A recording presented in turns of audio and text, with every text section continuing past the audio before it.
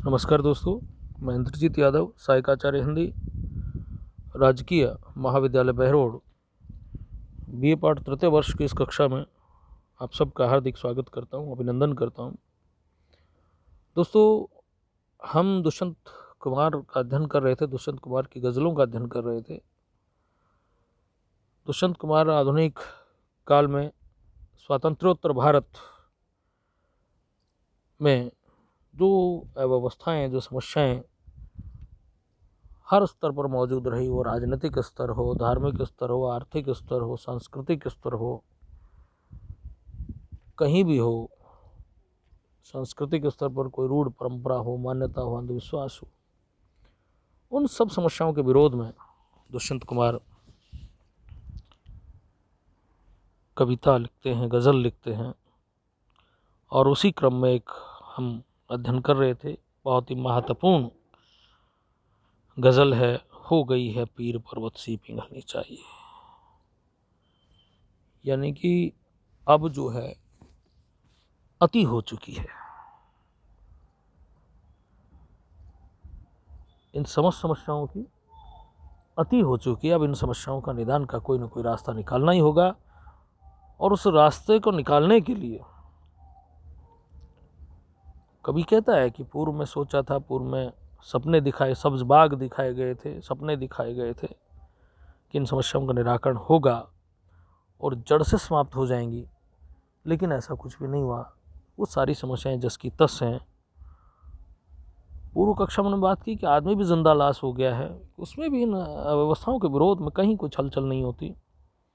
वो कहीं भी इन अव्यवस्थाओं के विरोध में खड़ा नहीं होना चाहता, वो एक जिंदा लाश है। लेकिन इन लाशों में हलचल होनी चाहिए। ये लाश जो है किसी भी व्यवस्था के विरोध में नहीं खड़े हो सकते, इनको हाथ लहराते हुए इनका विरोध करना चाहिए, प्रदर्शन करना चाहिए, इनके विरोध में खड़े हो जाना चाहिए।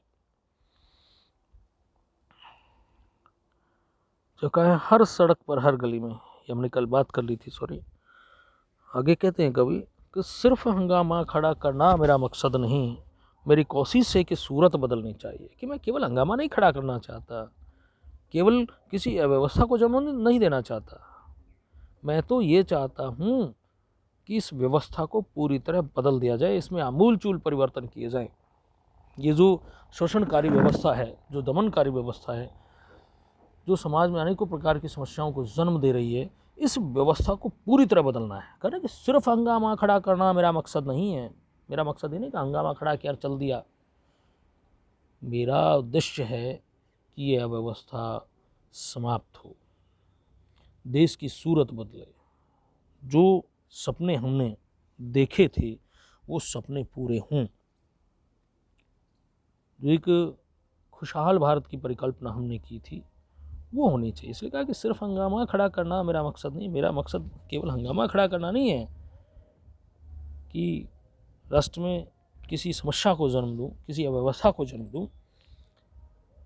तो कहा कि सिर्फ हंगामा खड़ा करना मेरा मकसद, मेरी कोशिश है सूरत बदलनी चाहिए। किसकी सूरत बदलनी चाहिए?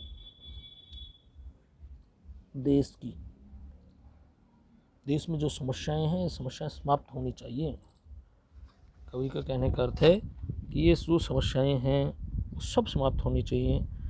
एक खुशहाल भारत जहाँ सब समान हो, शोषण मुक्त व्यवस्था हो, प्रशासन अपना उत्तरदायित्व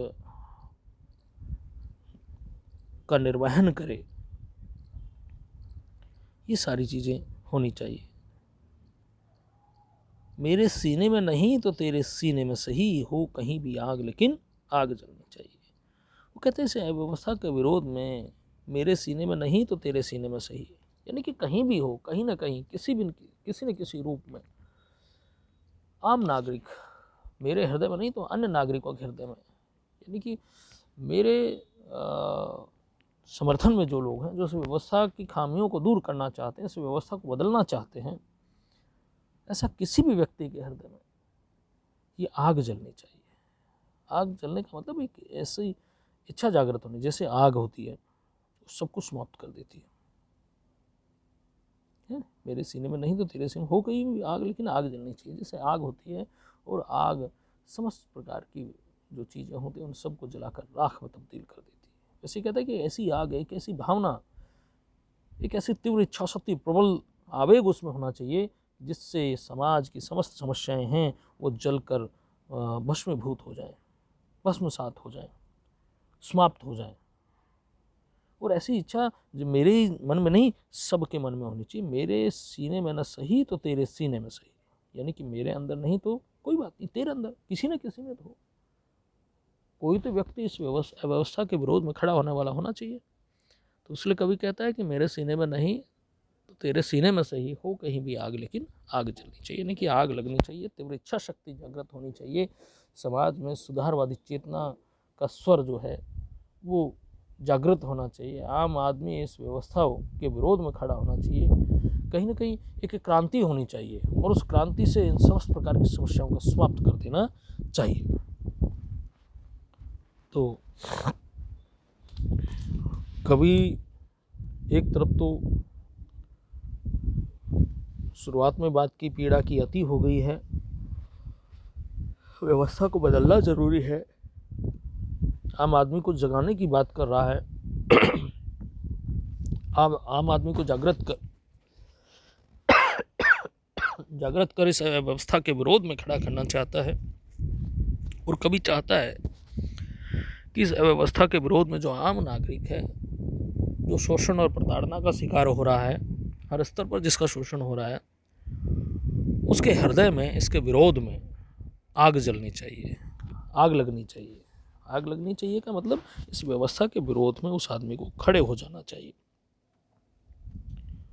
और कभी कहता है मैं केवल कोरी बातें नहीं करता, मैं तो इस व्यवस्था को बदलना चाहता हूँ, सूरत को बदलना चाहता हूँ, देश के चरित्र को बदलना चाहता हूँ, देश के व्यक्तित्व को बदलना चाहता हूँ, देश की जो समस्याएं हैं उन सबको जड़ से समाप्त कर देना चाहता हूँ।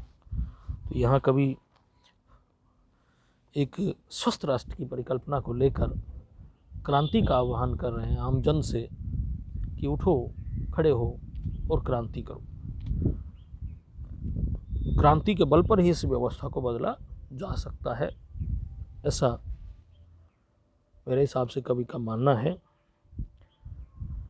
चलिए धन्यवाद दोस्तों, इसको पढ़ें, इसकी व्याख्या को देखें, बार बार पढ़ें और समाज में जो समस्याएं हैं उनके निराकरण के लिए जो भी आपके स्तर पर हो सके उसको करने की कोशिश करें।